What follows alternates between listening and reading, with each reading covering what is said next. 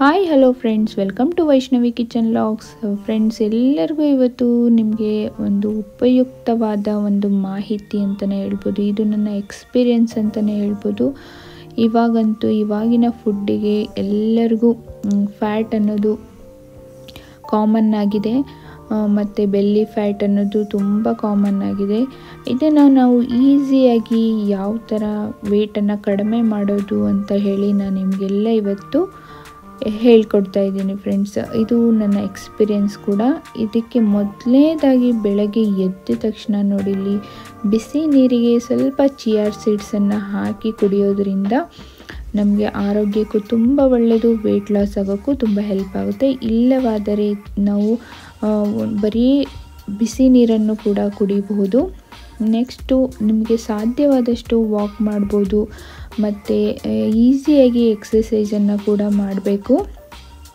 ನಮಗೆ ಎಷ್ಟು ಸಾಧ್ಯನೋ ಅಷ್ಟು ಇಲ್ಲಿ ಸೂರ್ಯ ನಮಸ್ಕಾರ ಆಗಿರ್ಬೋದು, ಇಲ್ಲಿ ಕಪಾಲಭಾತಿ ಆಗಿರ್ಬೋದು, ಇದಂತೂ ತುಂಬ ಬೆನಿಫಿಟ್ಸು ಫ್ರೆಂಡ್ಸ್. ಈ ಥರ ಮಾಡೋದ್ರಿಂದ ನೋಡಿ ಇಲ್ಲಿ ನಮಗೆ ಹೊಟ್ಟೆ ಬೊಜ್ಜು ಮತ್ತು ಎಲ್ಲ ಹೆಲ್ದಿ ಬೆನಿಫಿಟ್ಸು ಸಿಗುತ್ತೆ. ಮತ್ತು ಇದರ ಜೊತೆಗೆ ನೋಡಿ ಬೆಳಗ್ಗೆ ಮಾರ್ನಿಂಗ್ ಒಂದು ಕಪ್ ಟೀ ಜೊತೆಗೆ 2 ಮಾರಿಗೋಲ್ಡ್ ಬಿಸ್ಕೆಟು, ಮತ್ತು ಟಿಫನ್ನಿಗೆ ಬ್ರೇಕ್ಫಾಸ್ಟಿಗೆ ಉಪ್ಪಿಟ್ಟು ಅಥವಾ ಅವಲಕ್ಕಿ ಆದರೂ ತೊಗೊಳ್ಬೋದು. ನೀವು ಬ್ರೌನ್ ಬ್ರೆಡ್ಡಿಂದ ಸ್ಯಾಂಡ್ವಿಚ್ ಆದರೂ ಮಾಡ್ಕೊಳ್ಬೋದು.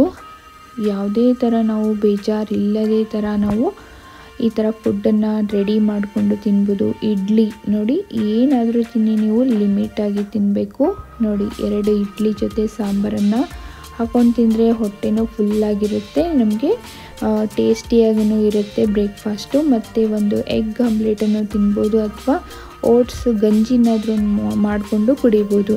ನಮಗೆ ಮಿಡ್ ಮಾರ್ನಿಂಗು ಫ್ರೂಟ್ಸು ತಿನ್ಬೋದು, ಆರೆಂಜ್ ಆಗಿರ್ಬೋದು, ಆ್ಯಪಲ್ ಆಗಿರ್ಬೋದು, ಯಾವುದೇ ಥರದ್ದು. ಇಲ್ಲಾಂದರೆ ನಾವು ಸ್ಕಿಪ್ ಮಾಡ್ಕೊಳ್ಬೋದು. ಮಧ್ಯಾಹ್ನ ನೋಡಿ ಲಂಚಿಗೆ ಒಂದು ಈಸಿಯಾಗಿ ಲಂಚನ್ನು ತೊಗೊಳ್ಬೋದು. ಮತ್ತು ಈವ್ನಿಂಗ್ ಸ್ನ್ಯಾಕ್ಸ್ ಅಂತ ಹೇಳಿ ಈ ಥರ ಶೇಂಗಾ ಬೀಜಗಳನ್ನು ಹುರಿದು ಅಥವಾ ಡ್ರೈ ಫ್ರೂಟ್ಸು, ಬಾಯ್ಲ್ಡ್ ಶೇಂಗಾ ಆಗಿರ್ಬೋದು.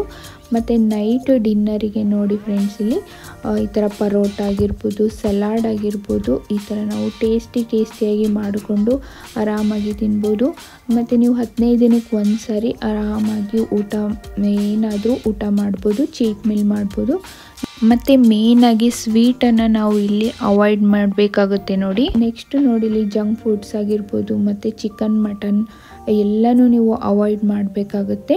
ಒಂದು 15 ಡೇಸ್ಗೆ ಒಂದು ಸರಿ ತಿಂದರೆ ಏನೂ ಪ್ರಾಬ್ಲಮ್ ಇಲ್ಲ ಫ್ರೆಂಡ್ಸ್. ನೀವು ತಿನ್ನಲೇಬೇಕು ಅಂದರೆ ತಿನ್ಬೋದು, ಬಟ್ ತುಂಬ ಲಿಮಿಟಾಗಿ ತಿಂದರೆ ಏನೂ ಪ್ರಾಬ್ಲಮ್ ಆಗೋದಿಲ್ಲ. ಯಾವುದೇ ಥರ ಕೊಲೆಸ್ಟ್ರಾಲ್, ಯಾವುದೇ ಥರ ಫ್ಯಾಟ್ನೆಸ್ ಬರೋದಿಲ್ಲ. ಇದೇ ನನ್ನ ಏನಂದರೆ ಡಯಟ್ ರೋಟೀನ್ ಆಗಿರುತ್ತೆ. ಇದು ನೀವು ಕೂಡ ಅಳವಡಿಸ್ಕೊಳ್ಳಿ ಅಂತ ಹೇಳ್ತಾ ನೆಕ್ಸ್ಟ್ ಒಂದು ಇಂಟ್ರೆಸ್ಟಿಂಗ್ ರೆಸಿಪಿ ಅಥವಾ ವಿಡಿಯೋದೊಂದಿಗೆ ಸಿಗ್ತೀನಿ. ಅಲ್ಲಿವರೆಗೂ ಥ್ಯಾಂಕ್ ಯು ಫಾರ್ ವಾಚಿಂಗ್.